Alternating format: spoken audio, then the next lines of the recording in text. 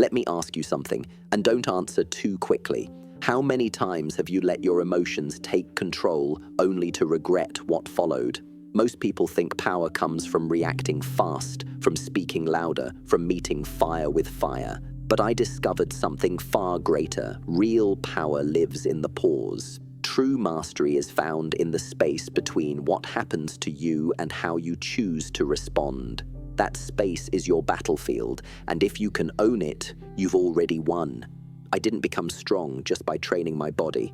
That was the easy part. The real strength came from mastering my reactions. I created an internal exercise, one I practiced every single day. It gave me instant control, even in chaos. And today, I'm going to share that exercise with you, not as advice, but as a weapon. One, the sacred second. Breathe before you break. Before I ever threw a punch in the ring, I trained myself to master something far more dangerous than any opponent I would ever face, my own emotions. I realized early on that the real battle isn't fought with your hands, it's fought in your mind. And the first weapon I forged in that battle was the breath. Not just any breath. Not the shallow, unnoticed breathing we do without thinking. I'm talking about the conscious, deliberate kind of breath.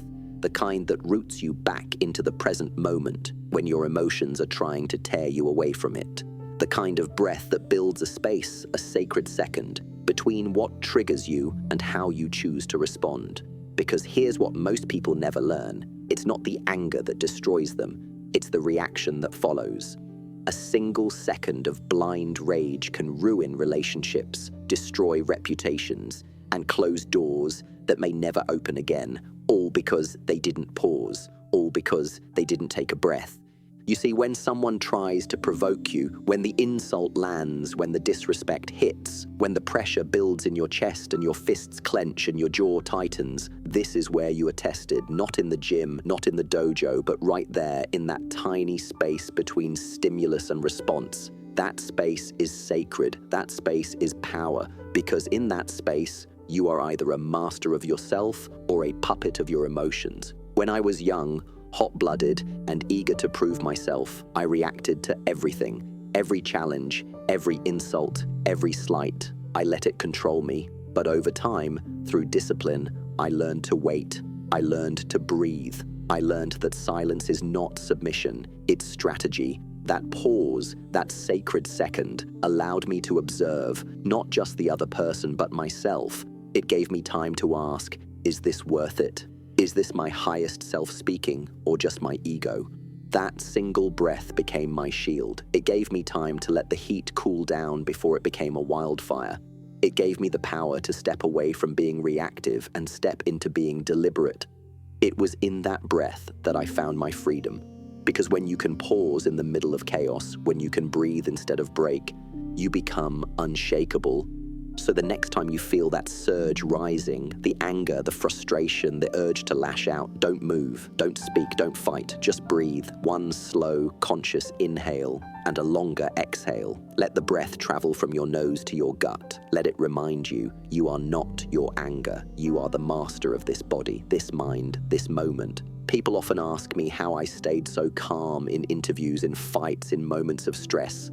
And the truth is simple, I trained for it. I didn't just train my muscles, I trained my breath, because the breath is the bridge between the mind and the body. Control it, and you control everything. This is not weakness, this is not hesitation, this is high-level discipline. This is what separates the ordinary from the exceptional, because anyone can throw a punch, anyone can shout, but the one who can hold still, who can pause in that sacred second, who can breathe instead of break, that is the one who cannot be controlled, cannot be manipulated, cannot be broken. Breathe, my friend, and watch how that 1 second changes everything. 2. Emotion is a visitor. Don't let it unpack. You must understand something deeply. Your emotions are not who you are. They are visitors, not residents. They are passing clouds, not the endless sky. And if you start mistaking a temporary feeling for a permanent truth, you'll find yourself living a life controlled by storms that were never meant to stay. When I was younger, I used to say, I feel angry, or I am sad. And those words may sound harmless, but they are not. Because when you say, I am angry, You're not just describing an experience, you're identifying with it. You're claiming that emotion as your identity, and that is dangerous. Because when you wrap your sense of self around an emotion, you become that emotion. You no longer have control over it, it controls you. But I learned to shift that mindset. I stopped saying, I am angry. Instead, I said, anger is here. Do you see the difference? One says, I am the storm. The other says, the storm is passing through me. That simple shift creates space. That space is where you regain your power. Because now you are no longer the flame, you are the one watching the flame. Your emotions, especially the heavy ones, anger, sadness, fear, shame, they are like guests who knock at your door. You didn't invite them, but here they are. And just like any guest, you can choose how you treat them, you can greet them, you can acknowledge them, but you don't have to offer them a bed, you don't have to let them unpack their bags and settle in, you don't have to let them take over your house. I used to sit quietly with my emotions, not to run from them, not to suppress them, but to study them. I became curious about my inner world. I asked, what is this emotion here to show me? Because emotions are messengers, they're not enemies. Anger might be showing you a boundary has been crossed. Sadness might be revealing something you've lost or something you haven't faced. Fear might be telling you where your edges are, but they are not facts. They are not final. They are waves. You are the ocean. The problem is most people either try to fight their emotions or become consumed by them. They either push them away or invite them to live inside. But the warrior walks the middle path. He doesn't deny emotion, but he doesn't let it rule. He feels it, honors it, and lets it pass. This is what I want you to understand. Emotion is energy. If you don't know how to manage it, it will manage you. If you don't learn how to hold it gently and let it pass, it will sink its claws into your mind and dictate your thoughts, your words, your actions. And before you know it, you're living not from your truth, but from your reaction. So the next time a strong emotion shows up, don't panic, don't overreact, and don't deny it. Just greet it. Say, there you are, anger. Or, I see you, fear. Sit with it, breathe into it, don't resist it, don't judge it, and above all, don't identify with it. Just allow it to move through you, like wind through a bamboo forest. Bend, but do not break. You must become the master of your inner home. Your mind is your temple. Not every emotion deserves a seat at your table. Watch them, learn from them, but do not let them decide your life. That power is yours alone. The next time you feel something overwhelming, remember, this is a visitor. Let it knock, let it speak, but you decide when the visit ends. You decide when to close the door. This is not about being emotionless. It's about being emotionally free. 3. Stillness is stronger than reaction. In the world we live in, people often confuse reaction with strength. They think that if someone insults you and you snap back faster, you've won. They believe that if you raise your voice, slam the door, or fight fire with fire, that's power. But let me tell you something that will shift your entire understanding of control. Reaction is not power. Stillness is. Anyone can react. A child can react. An untrained man will react to everything, his emotions, his fears, his triggers, his wounds. But to remain still, to not flinch when chaos erupts around you, to not break when the world expects you to explode, that is real strength. That is mastery. When you are still, you are choosing to respond from a place of wisdom, not impulse. You are not letting the external world dictate your internal state. You are not surrendering your peace to someone else's drama. And that's what makes stillness so terrifying to those who try to control you, because your silence tells them they have no power over you. You see, I trained for years not just to throw punches, but to withhold them. I practiced the art of restraint as much as I practiced the art of movement. Because one day, I realized that a man who cannot stay still is not free. He is chained by his reactions. He is pulled left and right by every opinion, every insult, every misunderstanding. He is dancing to the tune of chaos, not the rhythm of his own mind. But when you remain still, truly still, not frozen in fear, but anchored in presence, you begin to see through things. You begin to see that most people aren't attacking you. They're projecting their own pain. They're leaking their own wounds. And when you react to them, you don't just validate their suffering, you absorb it. But when you are still, you reflect it. You shine it back at them without taking it in. I remember a time when someone publicly insulted me during an interview. They wanted to provoke me. They wanted to pull me into their energy. But I smiled, I nodded, I breathed, and I said nothing. That moment wasn't weakness. It was power. It told the world that my peace could not be touched by words, that my mind was trained not just for speed and logic, but for stillness and depth. Now let me be clear. Stillness is not about doing nothing. It's not about being passive or indifferent. It's about choosing your moment. It's about watching, waiting, and deciding with precision, like a master swordsman who doesn't swing wildly but waits for the perfect opening, then strikes once with purpose. Stillness sharpens your mind. It gives you clarity, and clarity gives you dominance. When you react instantly, emotionally, blindly, you are gambling with your energy. You don't know what you'll say. You don't know what damage you might cause, but when you are still, when you allow the emotion to rise and fall without acting on it, you give yourself access to a higher intelligence, a deeper part of you that sees more, understands more, and chooses better.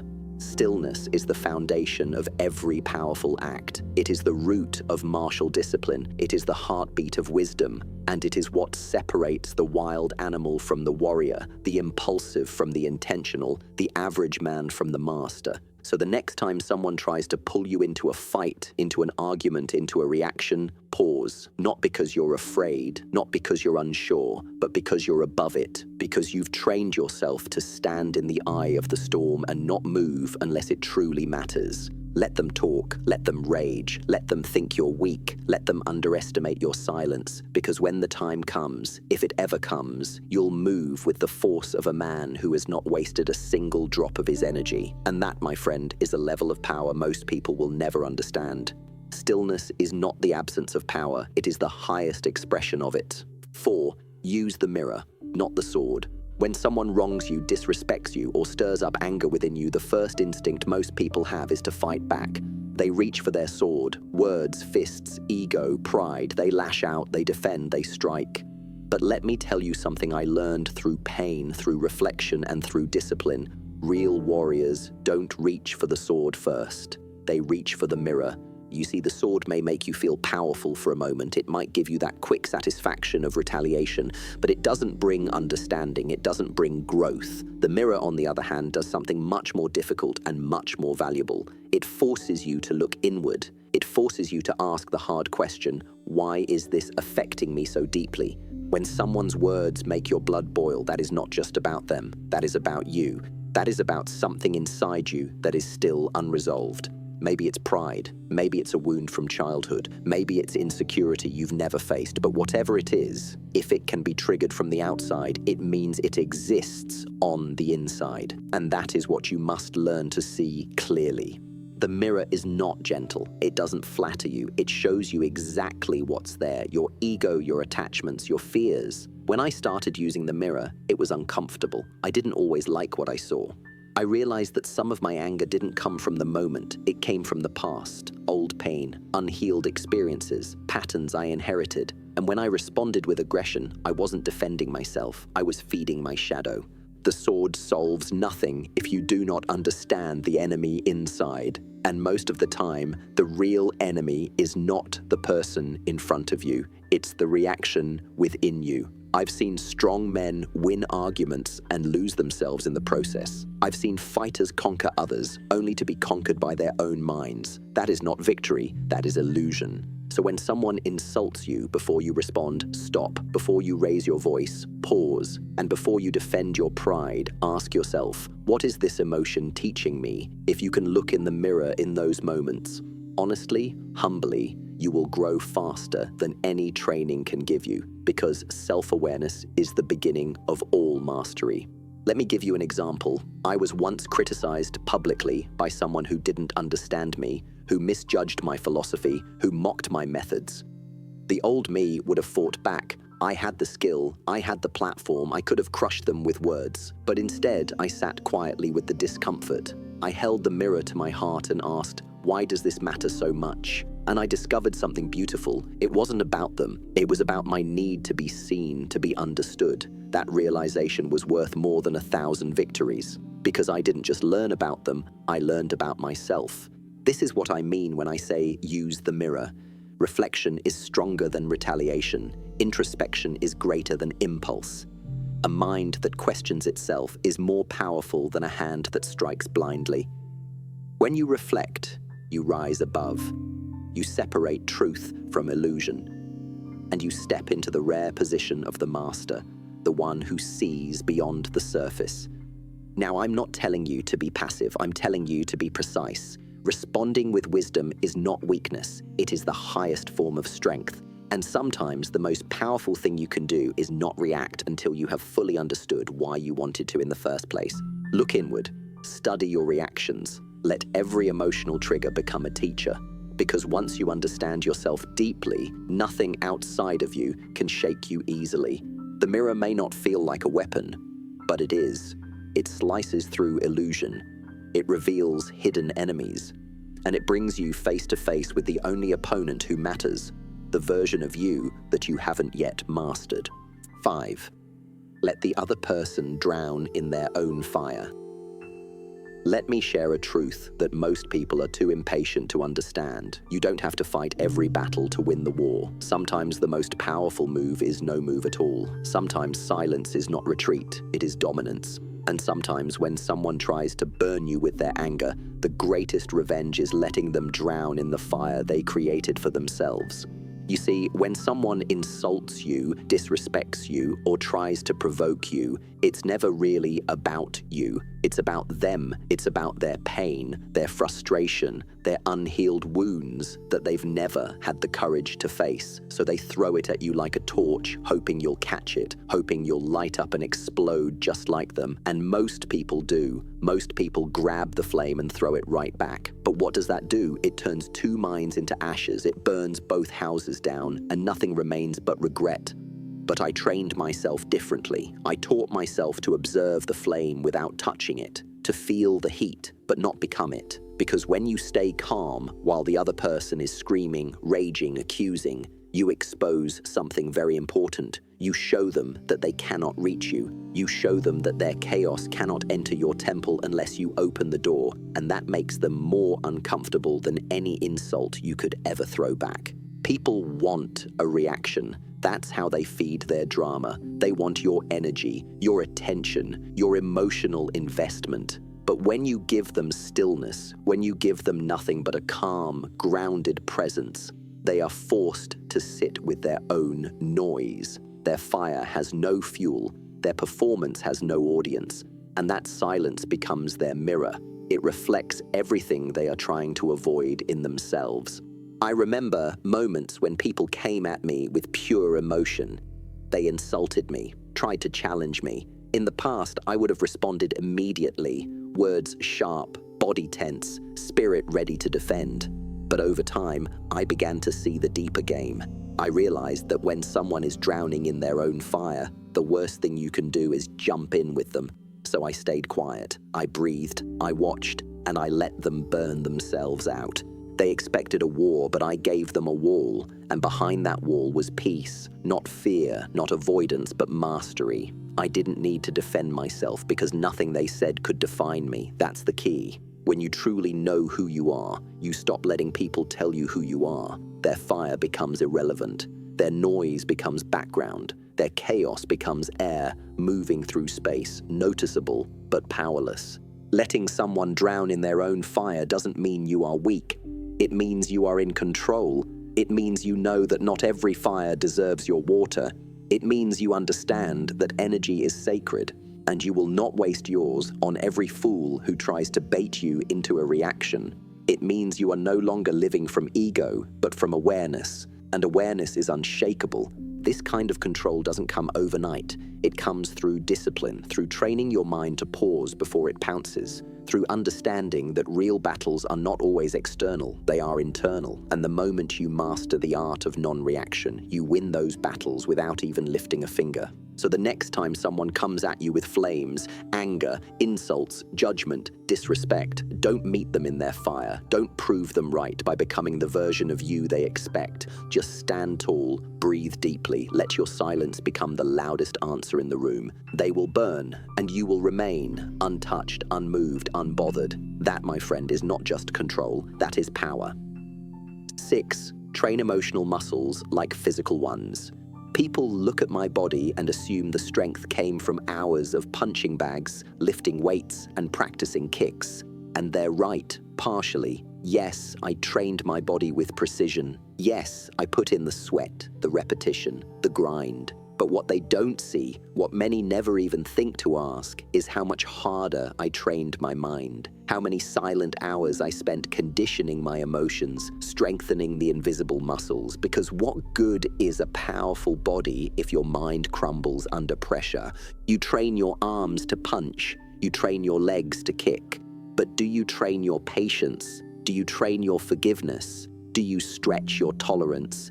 Do you strengthen your ability to stay calm when someone insults you, disrespects you, misunderstands you? Most people don't. They let their emotional reactions stay weak, undisciplined, flabby, and then they wonder why they fall apart the moment life gets heavy. I didn't want to be that kind of warrior. I didn't want to be a man who could break bricks but couldn't handle his own anger, so I trained differently.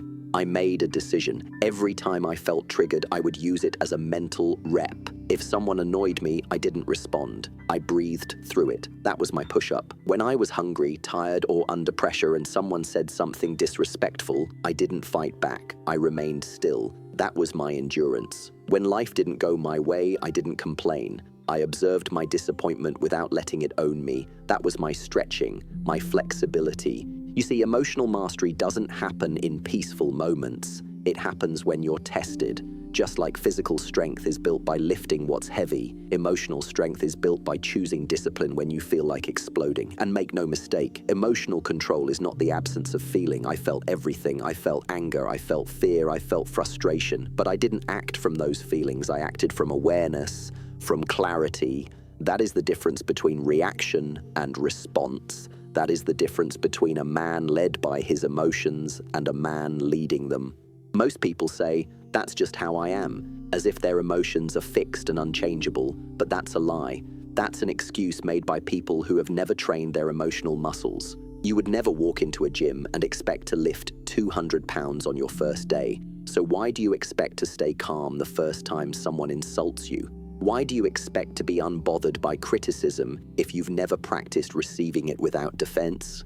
Start small. Start with daily mental reps. When someone cuts you off in traffic, don't react. That's a representative. When your family says something that stings, pause and reflect instead of retaliating. That's a representative. When a plan fails and frustration rises, observe it, don't drown in it. That's another rep. And over time, your emotional muscles grow. You begin to notice more space between your triggers and your responses. You begin to feel a new kind of strength, the strength of not being pulled by every wave of emotion. I remember standing face to face with someone who tried to humiliate me in front of others. I saw his aggression, I saw his attempt to provoke, and I saw my ego rising, tempting me to respond. But I didn't. I smiled. I thanked him. I walked away. Not because I was weak, but because I had trained for that moment. I had rehearsed it 1,000 times in silence, and that silence spoke louder than any punch ever could.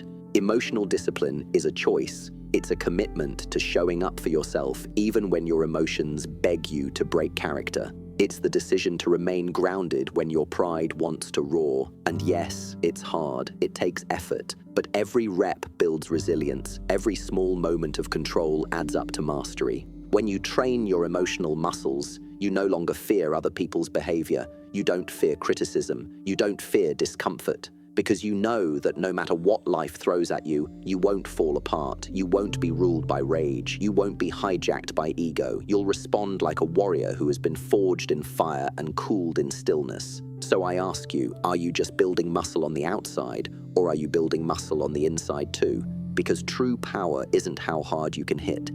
It's how calm you can stay when life hits you. 7. You are the master, not the slave. Every man wants to feel powerful. Every person dreams of being in control of their career, their relationships, their destiny.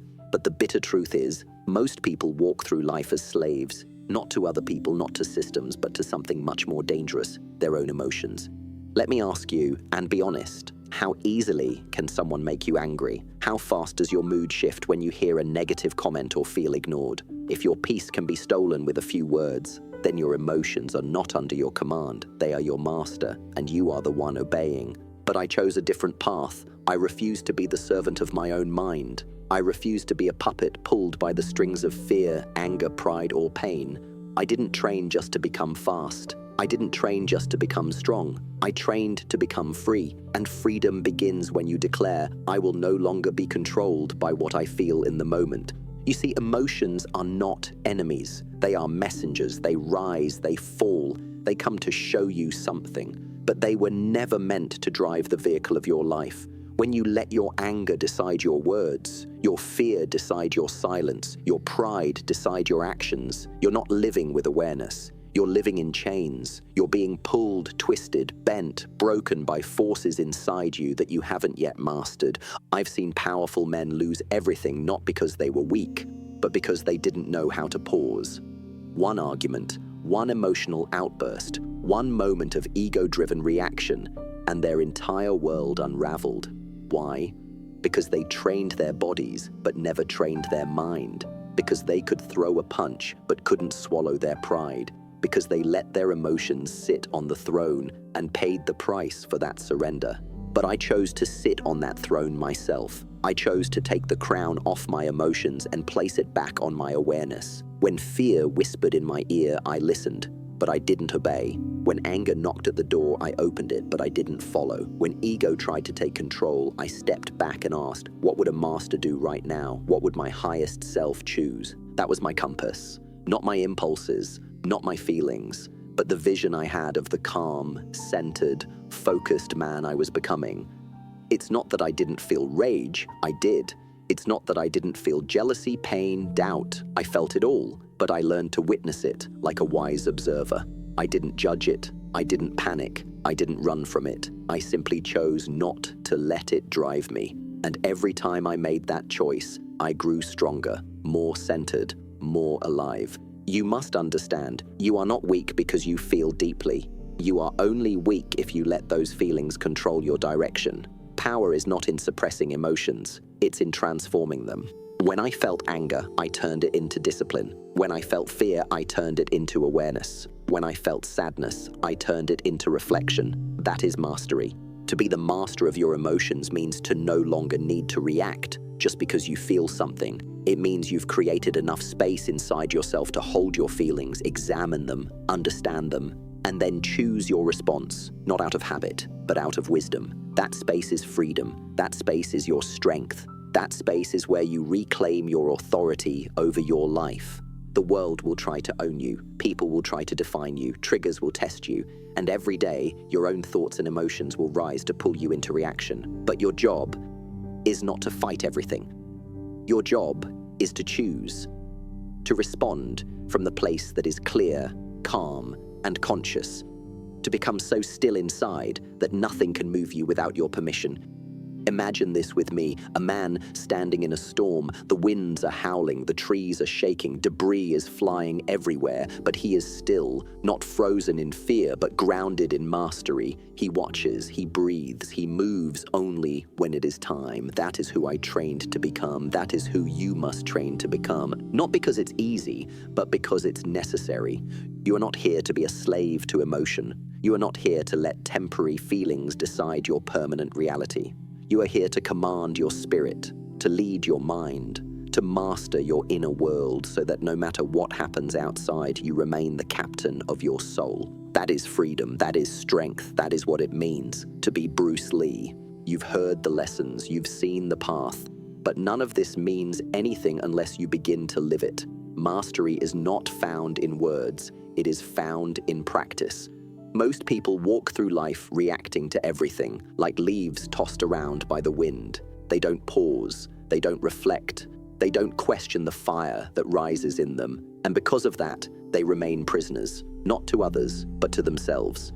But I'm telling you now, you were not born to be ruled by your emotions. You were born to rise above them, to command them, to use them as tools, not chains. These exercises I've shared with you are not theories. They are not philosophy for the sake of thought. They are practices forged through discipline. They are techniques I used every single day, Not just in the dojo, not just in interviews, but in quiet moments when no one was watching. Because that's where real strength is born, in the places no one claps for.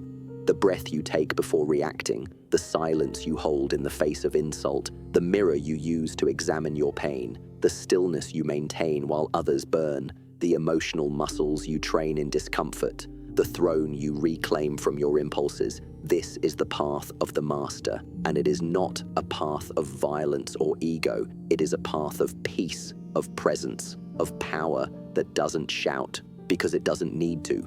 So the next time your emotions rise like a storm, remember these lessons. Return to your breath, return to your center. Remind yourself that you are not the storm, you are the sky. Let the winds rage, let the fire burn, let the chaos scream and remain unmoved. That is the true mark of power. Not how fast you strike, but how still you can remain. Not how loud you speak, but how deeply you understand. Not how much control you have over others, but how much control you have over yourself. Be water, my friend, and walk the path, not of reaction, but of mastery.